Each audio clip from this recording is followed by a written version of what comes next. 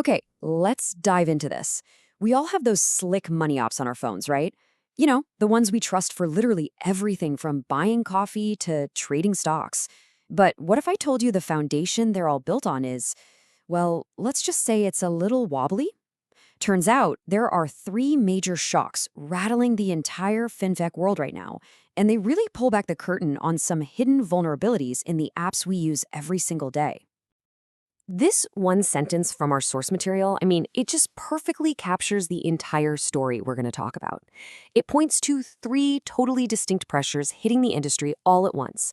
You've got a technical problem with the cloud, a human problem with trust, and a really modern problem with how brands are perceived. So let's break down what that actually means. So, on the surface, everything looks fantastic, right? We see this seamless, beautiful, easy-to-use app. But underneath all that polish, there's this really complex and sometimes pretty fragile tech and reputational stack that's holding the whole thing together. And that's the core tension we're going to explore today. The glossy experience you see versus the kind of shaky reality underneath. All right, let's kick things off with the first and, honestly, the most foundational shock of them all, the cloud quake. Now, this is a technical issue for sure, but its impact is felt by pretty much everyone who uses any kind of digital financial service. It's a simple phrase, but it is brutally true. Not too long ago, Amazon Web Services, AWS, had an outage. And that might sound like just a small tech hiccup, but because so much of the internet runs on AWS, it caused this massive domino effect, knocking payment processors, banks, and even trading platforms offline for hours. And what's really wild is when you see just how concentrated this risk is. We're not talking about a few small startups here.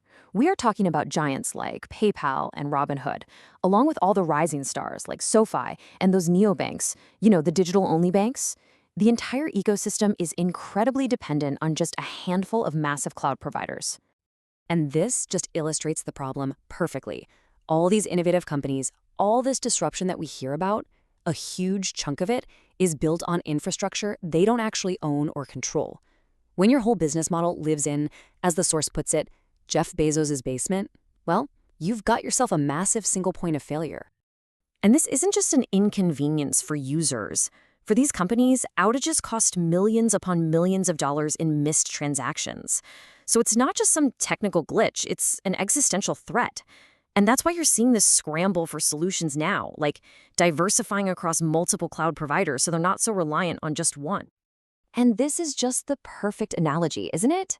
You can have the most innovative app, the best features, the coolest brand on the planet. But if the platform it's built on goes silent, none of that matters. Your innovation is completely useless. Okay, so let's move on to the second shock. This is where we see how a tech problem can quickly morph into a human one. All about the fragile nature of trust. I'm calling it the founder fracture. To really get this, we got to talk about a company called Aspiration. They built their entire brand on being the ethical choice in banking. They wanted to be the Patagonia of banking. Their whole promise was simple. You could manage your money and, at the same time, do good for the planet. And then, this happened. The company's co-founder, Joe Sandberg, pleaded guilty to federal charges. For a brand built entirely on the idea of ethical behavior and trust, this news is just absolutely devastating. It's a complete head-on collision between the promise and the reality. And this brings us to this really key concept, reputational splash damage.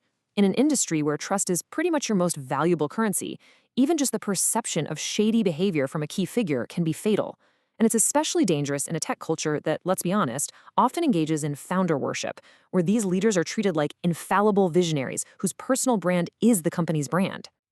And that is the absolute takeaway here. For these mission-driven fintechs, the character and the integrity of their leadership are every bit as important as the code they write. The moment that character gets questioned, the entire belief system they've so carefully built can come crashing right down. So, we've seen the technical shock and the human shock. Now let's get into the third, and maybe the most modern threat of them all, the fight for a brand's reputation in the wild west of the internet. Welcome to the brand battlefield. The threats today go way, way beyond traditional hacking. We're now seeing these coordinated attacks specifically designed to destroy a company's reputation. We're talking about organized campaigns of fake negative reviews, manipulated screenshots popping up on social media, or these huge takedown threads on forums like Reddit. I absolutely love this quote from the source material. It just perfectly captures the shift. Companies aren't just protecting user data anymore. They are now forced to protect their very perception, their public vibe.